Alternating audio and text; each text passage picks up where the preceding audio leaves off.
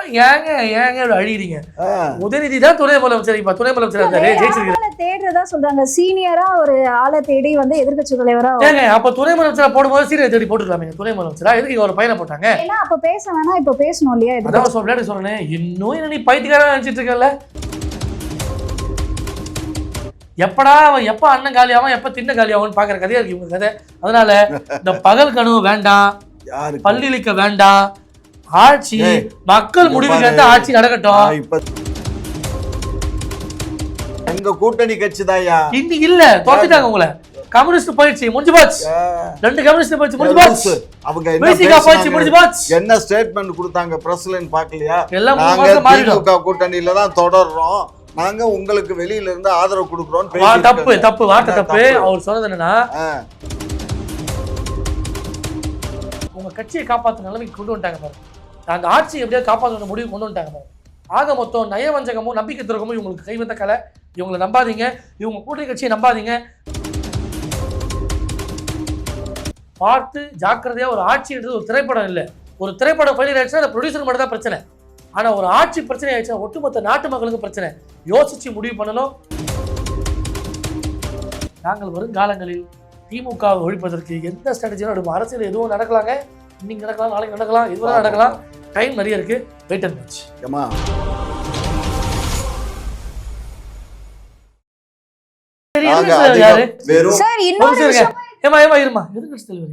எதிர்கட்சி தலைவர் யாருன்னா எங்க கட்சியில கூட்டம் கூட்டி எம்எல்ஏக்கெல்லாம் சேர்ந்து தலைவரை தேர்ந்தெடுப்பாங்க. அது ஜனநாயக கட்சி, ஜனநாயக தான் நடக்கும். என்ன நாங்க என்ன ஆர்எஸ்எஸ்க்கு கட்டுப்பட்டாலும் இல்ல. இருந்த உதயநிதி அவர்கள் இப்ப ஏன் நீங்க எதிர்க்கட்சி தலைவரா போட மாட்டேங்கிறீங்க? அவர்தான் போடுவாங்க. இது என்னமா கேள்வி இது?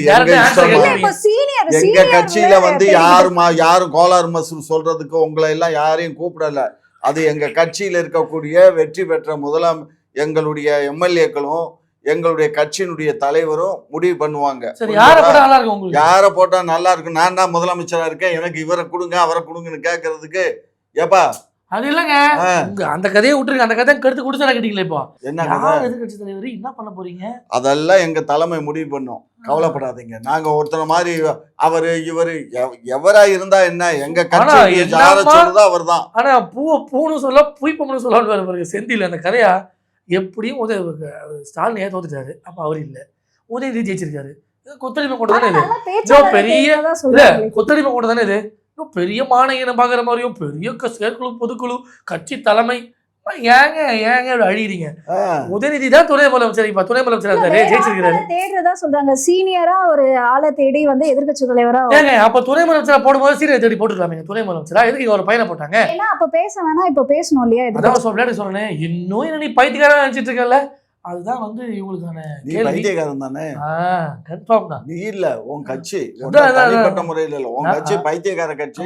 ஆனா 2 எம்பி வச்சு இன்னைக்கு 400 எம்பி ஜெயிச்சு ஆட்சி பண்றது ஒரு தேசிய கட்சி. நீங்க பைத்தியக்கார கட்சின்னு சொல்றீங்க. பரதேசி கட்சி. அது பூரா பரதேசி கட்சி. கொல்ல கூட்டம் கொலார கூட்டம் நாட்டை ஃபுல்லா பரதேசி ஆக்கி மக்களை பிச்சைக்கு வச்ச ஒரு குஜராத்ல ரயிலையே எரிச்சு போத்ரா ரயில்ல தீய வச்சு. இல்ல ரயில் 850 பேரை கொலகார கூட்டம். ரயில் ஞாபகம் வருது. ஆமா.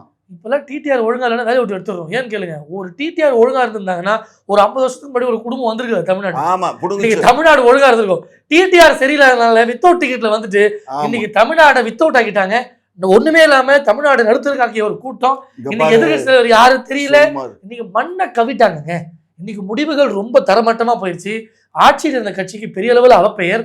ஒரு கட்சி ஆட்சியில் இருக்கும்போது திட்டு வாங்கி பார்த்துருப்பீங்க. எதிர்கட்சி இடத்துக்கு வந்த கூட திட்டுறாங்க. ஏன்ப்பா அந்த விஜய் போட்டு டார்ச்சர் பண்றீங்க? ஏன் இது எடப்பாடி நம்ம ஏன் வரல? அந்த விமர்சனம் எங்களுக்கு கூட 60 எம்எல்ஏ இருக்கு, ஏன் வரல? அவரு டீசெண்டா இருக்காரு, டிக்னிஃபைடா இருக்காரு. இங்க அப்படியே இருக்காங்க. எப்ப அண்ணன் காலியாவும் எப்ப தின்ன காலியாவும் பாக்குற கதையா இருக்கு இவங்க கதை. அதனால இந்த பகல் கனவு வேண்டாம், பல்லிழிக்க வேண்டாம். ஆட்சி மக்கள் முடிவுக்கு ஏற்ற ஆட்சி நடக்கட்டும். இப்ப சொல்றேன் பாரு, நாடாளுமன்ற தேர்தலோட சட்டமன்ற தேர்தலும் நடக்கும். சும்மா கனவு நாங்க இன்னைக்கு சப்போர்ட் பண்ணி கடிதம் கொடுத்துருவோம். அதுல ஒண்ணு மாற்று கருத்து. நீங்க இல்லங்க, உங்க வேற கட்சி அது. எங்க துணை கட்சி. நீ பேசிக்கிறீங்க. எங்க கூட்டணி கட்சி தாயா. இன்னைக்கு இல்ல, தோத்துட்டாங்க உங்களை. கம்யூனிஸ்ட் போயிடுச்சு, முடிஞ்சு போச்சு. 2 கம்யூனிஸ்ட் போயிடுச்சு, முடிஞ்சு போச்சு. அவங்க என்ன ஸ்டேட்மெண்ட் கொடுத்தாங்க பிரஸ்லன்னு பாக்கலையா? நாங்க திமுக கூட்டணியில தான் தொடர்றோம், நாங்க உங்களுக்கு வெளியில இருந்து ஆதரவு கொடுக்குறோம். தப்பு வார்த்தை தப்பு. அவர் சொன்னது என்னன்னா, இந்த ஆட்சி அமையறதுக்கு வெளில இருந்து ஆதரவு கொடுக்குறோம். ஆமா ஆனா மாநில சார்ந்த விஷயங்களுக்கு நாங்க திமுகவுடைய போராடுவோம்னு சொன்னாங்க. தவிர நான் கூட்டணியில தான் இருக்கேன், நான் இவங்களுக்கு ஆதரவு தரேன், போய் நீ செல்லாது நல்லா கேளு. செல்லாது. ஸோ அதனால அதுக்கப்புறம் இவர் கொடுத்துருக்க ப்ராமிஸ் அதிகமான ப்ராமிஸ் பண்ணியிருக்காரு. அந்த ப்ராமிஸ் எல்லாம் இப்பயே பெண்கள்லாம் நீங்க உங்க கண்ணுக்கு காதுக்கு கேக்குதோ கேட்கலையோ, நான் என் கண்ணுக்கு காதுக்கு பாக்குறேன். அதெல்லாம் திமுக பெண்கள் தான் ஆமா, கேட்கறாங்க. திமுக பெண்கள் எவ்வளவு எந்த பொண்ணா பேசுறாங்க இப்பதான் கேக்குது. வருது இல்ல. 5 வருஷமா கண்ணு தெரியாது, 5 வருஷமா காது கேட்காது, 5 வருஷமா நடக்க முடியாது, ஆமா 5 வருஷம் எதுவும் முடியல. இப்ப எதிர்கட்சி எல்லாம் கேட்க ஆரம்பிக்குது. கேட்கறதால சந்தோஷம், மகிழ்ச்சி, வாழ்த்துக்கள். பாப்போம். நாங்க சொல்றது என்டிஏவை மக்கள் ஏதோ ஒரு முடிவை எடுத்துட்டாங்க, அது மக்கள் வருத்தப்படுவாங்க முடியறதுக்குள்ள. வருத்தப்படுவாங்களா? ஆமாங்க, அந்த சூழ்நிலை உருவாகும். தீபாவளி கொண்டாடுவாங்க, கவலைப்படாத தம்பி. தீபாவளி நவம்பர் தான், இப்ப கிடையாது. தீபாவளி கொண்டாடுவாங்க. 4ஆம் தேதி தீபாவளி கொண்டாடிட்டாங்க. ஒரு கூட்டத்தை, ஒரு குடும்பத்தை கும்பிடு போட்டு ஒழிச்சிட்டோம். அதோட we are very happy. ஒரு காமன் அஜெண்டா ஓகே ஆயிடுச்சு. ஏபிசின்னு 3 விஷயம் கிளியர் ஆகும். 4 எம்எல்ஏ ஒரு எம்எல்ஏக்கு போயிடுச்சு. அதெல்லாம் ஒண்ணு இல்லைங்க, அதெல்லாம் ஒண்ணு இல்லைங்க. நாங்க வெற்றி தோல்வி சகஜமா பாக்குறவங்க. இல்ல ஏமா கேளுமா, 3 அஜெண்டா தமிழ்நாடுக்கு இன்னைக்கு 3 அஜெண்டா தான். ஒண்ணு, இந்த திருட்டு குடும்பத்தை ஒழிக்கணும். ஆமா. இன்னொன்னு இவங்க தில்லாலி தரத்தை ஒழிக்கணும். 3வது என்டிஏ ஆட்சி வரும்னு நினைச்சோம். இல்ல 2 ஓகே பண்ணிட்டோம். இந்த கடைசி ஆப்ஷன் ஓகே பண்றதுக்குள்ள அண்ணன் விஜய் அவர்கள் வந்திருக்கிறாரு. அவர் எப்படியாவது மக்களுக்கு நல்லது செய்யணும். இந்த விடியா திமுக இருந்து மக்களை காப்பாற்றிட்டோம்னு நினைக்காதீங்க. உங்க கட்சியை காப்பாற்ற நிலைமைக்கு கொண்டு வந்துட்டாங்க பாருங்க. அந்த ஆட்சியை எப்படியாவது காப்பாற்ற முடிவு கொண்டு வந்துட்டாங்க பாருங்க. ஆக மொத்தம் நயவஞ்சகமும் நம்பிக்கை துரோகமும் இவங்களுக்கு கைவந்த கலை. இவங்களை நம்பாதீங்க, இவங்க கூட்டணி கட்சியை நம்பாதீங்க. தயவு செய்து வருங்காலங்களில் யோசிங்க. கொஞ்சம் கூட இருக்க ஸ்ட்ராட்டஜிஸ்ட்லாம் தயவு செய்து அவருக்கு அறிவுரை சொல்லுங்க. எந்த கட்சியோட கூட்டணி வச்சா 5 ஆண்டு காலம் தொல்லை இல்லாம ஆட்சி பண்ண முடியும் அப்படின்றத தயவு செய்து. ஆமாங்க, ஏடிஎம்கே கூட என்டிஏ அலைன்ஸ் கூட வந்தாதான் மத்திய அரசோட பேசி எல்லாத்தையும் வாங்கி தம்பிகிட்ட சொல்லி கூப்பிடு. நீதான் உங்க அண்ணன். நானும் ஒரு வாக்காளன், தமிழ்நாட்டுல ஓட்டு போற பிரஜை, கூட்டிட்டு போ. நான் வெளிப்படையா சொல்றேன், அவர் இந்த முடிவு எடுத்தாதான் அவருக்கும் நல்லது, அவர் கட்சிக்கு நல்லது, அவர் கொடுக்கக்கூடிய ஆட்சிக்கு நல்லது. இவங்க ஆளுகளை நம்பி பண்ணீங்கன்னா வீட்டுக்குள்ள பெருசாலி விட்ட கதை தான். அது என்னைக்கா இருந்தாலும் என்ன பண்ணும், பெருசாலி எல்லாத்தையும் தீர்த்துட்டு போயிடும். அதனால யோசிச்சு முடிவு பண்ணணும். பார்த்து ஜாக்கிரதையா. ஒரு ஆட்சின்றது ஒரு திரைப்படம் இல்லை.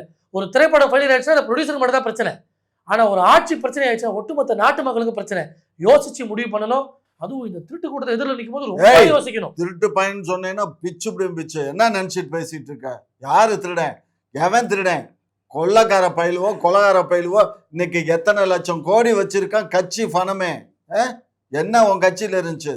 சும்மா இந்த வேலையில் எமர்ஜென்சி இதுல நம்ம இது கொரோனா நேரத்துல வந்துட்டா பிரதமர் ஃபண்டுன்னு சொல்லி ஒரு ஃபண்டு கலெக்ட் பண்ணி கிட்டத்தட்ட 6000 கோடி கலெக்ட் ஆச்சு.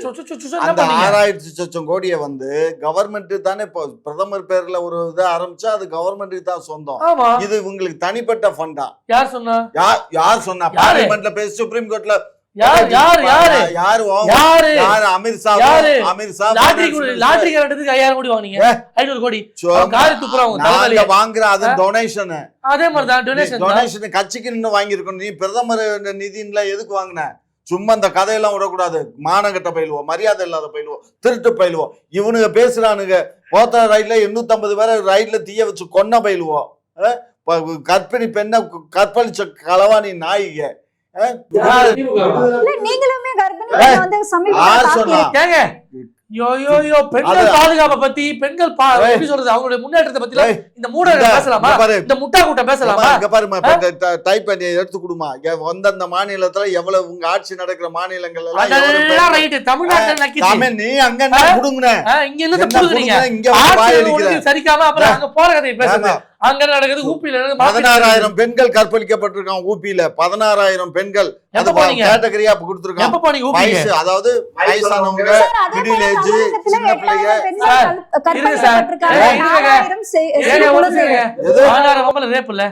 எப்ப போனீங்க? எப்ப போகணும்? நான் எதுக்கு போகணும்? ஆமா, உங்கள மாதிரி திமுக காரங்க போனதால பிரச்சனையே உருவாது. ஆமா, நாங்க தான் பிரச்சனை. நீங்க பிச்சை எடுக்க எங்க மாநிலத்துக்கு பீகார்ல இருந்து, ராஜஸ்தான்ல இருந்து, மாப்பில இருந்து, ஊப்பில இருந்து இங்க தானே வர்றீங்க. வந்த நாள்ல இருந்து ஊப்பி மாப்பியை பத்தி பேசுறாங்களே. தமிழ்நாட்டில் நடக்கக்கூடிய பெண்கள் அநீதியை பேச துப்பு இருக்கா? ஆமா, பெண்களை கற்பழிச்சாங்க அதை பத்தி பேச துப்பு இருக்கா? பெண்களுக்கு அநீதி நடந்துச்சு பேச துப்பு இருக்கா? வேஸ்ட்ங்க. அதாவது ஒன்ன மாதிரி அதாவது ஏன் நீங்க செய்யறாங்கடா, அதுக்கு துப்பற்ற பதிலே இல்லாத போறது நேரத்துல பூரா நீங்க காவியோட களவாணி பயிலுவோம், காவியோடைய போட்டுக்கிட்டு களவாணித்தனம் பண்றானு. காலை அமுக்கிறதுக்கு ஒருத்தி, தலை அமுக்கிறதுக்கு ஒருத்தி. இவனுக்கு என்னன்னா சாமியார் கூப்பிட்டான். ஆள் அமைச்சது யாரு? நீங்க ஆள் அமைச்சுட்டீங்க. ஆள் அனுப்பிச்சவன் தான் சொல்றான்ல, வெளியில வந்து போட்டோவோட காட்டுறான். இந்த பாரு பிரதமருக்கு மசாஜ் பண்ற ஆளுகள்லாம் யாரு? இதெல்லாம் ஒரு கேவலமான வாக்குவாதம். அது ஒரே எங்க சைனால போய் சைனாக்கு போன இடத்துல அங்க மசாஜ் பண்ணி அத மசாஜ் பண்ணதா அவன் வீடியோ எடுத்து விட்டான். வீடியோ எடுத்து இங்க இவருக்கு அனுப்பிச்சுட்டான். யாருக்கு? ஜனாதிபதி. என்ன இன்டர்வியூ கிசு கிசு செய்றீங்களா? கிசு கிசு பாத்துக்கீங்களா? அந்த கதையா இருக்குது. அவங்க இவங்களை வச்சிருந்தாங்க, அவங்க இவங்களை ஓடிவிட்டாங்க. சும்மா உள்ளத சொன்னோம்னா இவனுக்கு அப்படியே பிச்சு பிச்சு பிச்சு ஆட்சி புடிச்சு போச்சு. பூரா கூட்டத்துக்கு மரம் கண்டு போச்சு. ஆட்சி கவுந்துருச்சு. பைத்தியம் பிடிச்சு போய் இவங்களை வச்சிருந்தாங்க. இங்க பாரு, இந்த முறை வெற்றி வாய்ப்பை இழந்திருக்கோம் நாங்க. இங்க பாரு, வெற்றி வாய்ப்பை இழந்திருக்கோம். அடுத்த முறை வருவோம். நாங்க வந்து இங்க பாரு, நாங்க வந்து எப்பயுமே வந்து வெற்றியை பத்தி கொக்கரிக்கிறதும் இல்ல, தோல்வியை பத்தி துவண்டு போறதும் இல்ல. வெற்றி தோல்விங்கிறது ஒரு வீரனுக்கு அழகு. மக்களுக்கு நாங்க செஞ்ச சேவைக்கு இப்ப எல்லா மக்களும் அழுகுறாங்க. ஐயோ, திமுகவுக்கு ஓட்டு போடாம நம்ம விட்டுட்டோமே, நம்ம பெரிய இல்ல விஜய் அவர்களுக்கு என்னமோ வாக்கு செலுத்திருக்கலாமே. தீபிகா கேளுங்க, ஒரு சின்ன ஒரு எக்ஸாம்பிள் தான். குளத்தூர்ல 9000 ஓட்டுல சீஃப் மினிஸ்டர் தோக்குறாரு. சம்பந்தமே நம்ம குளத்தூர் போறாரு, அங்க இருக்க பொதுமக்கள் அழுவு விடுறாங்க. ஏங்க 8000 ஓட்டு தோக்கடிச்சது யாரு? அதே குளத்தூர் மக்கள் தான். யார் எப்படி அழுகலாம்? என்ன அழுதுட்டு இருக்காங்க? ஒன்றும் புரியல. செட்டிங் அதுவும் என்னங்க இது? ஏங்க முடிஞ்சதுக்கு போட்டோ ஷூட், அதேதான் போட்டோ ஷூட். அதான் இந்த வேலையெல்லாம் இங்க வச்சுக்காத. ஒழிக்கப்பட்ட ஒரு கூட்டம் இன்றும் தான் ஒழிய மாட்டேன், எப்படியாவது ஒளிந்து கொண்டு அடுத்தவர்களை எப்படியாவது காய் நகர்த்தி வேலைகளை காலி செய்வேன் என்று பகல் கனவு காணுறாங்க.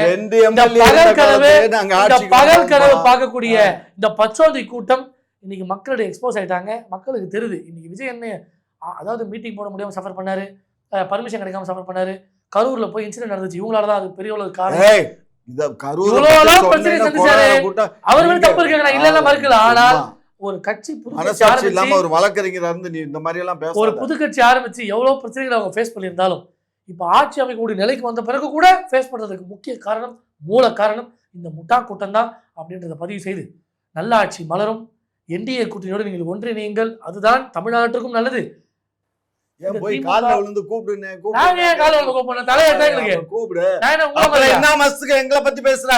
எங்களுக்கு நாங்க ஆதரவு கொடுக்குறோம் கொடுக்கல, அது எங்க இஷ்டம். அத சொல்றது நீ யாரியா? அப்புறம் இது என்னவா? இது ஜனநாயகம் தான். நான் கேக்குறேன், ஏன் நீ வாலண்டியா போய் நீ கொடுக்க வேண்டியதானே ஆதரவு?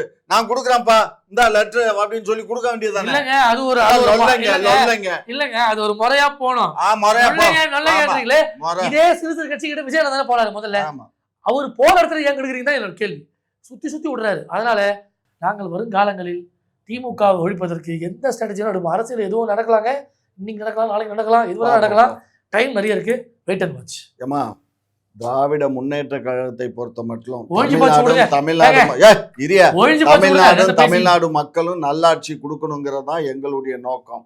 விஜய் வந்து அவர் ப்ராமிஸ் பண்ணது ஏற்கனவே நாங்க செஞ்சுக்கிட்டு வந்ததை தொடர்ந்து அவர் செய்யணும் அப்படிங்கிற கண்டிஷன் பேர்ல தான் எங்களுடைய துணை கட்சிகள் எல்லாம் இப்போ அங்கே போறாங்க.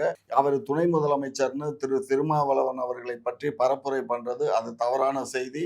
அதை இந்த அதிமுகவும் இந்த பாரதிய ஜனதா கட்சியும் செய்யக்கூடிய சதியின் செயல் என்று சொல்லி முடிக்கிறேன். உங்களோட நேரத்தை ஒதுக்கி பல்வேறு கேள்விக்கு விளக்கம் அளிச்சிருக்கீங்க, அதற்கு நன்றி.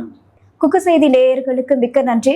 72,000 சப்ஸ்கிரைப் தாண்டி போயிட்டு இருக்கும். இதே போல தொடர்ந்து உங்களுடைய ஆதரவை அளிக்கவும். அது மட்டும் இல்லாம லைக் பண்ணுங்க, ஷேர் பண்ணுங்க, சப்ஸ்கிரைப் பண்ணுங்க, மறக்காம பெல் ஐக்கானையும் கிளிக் பண்ணிருங்க.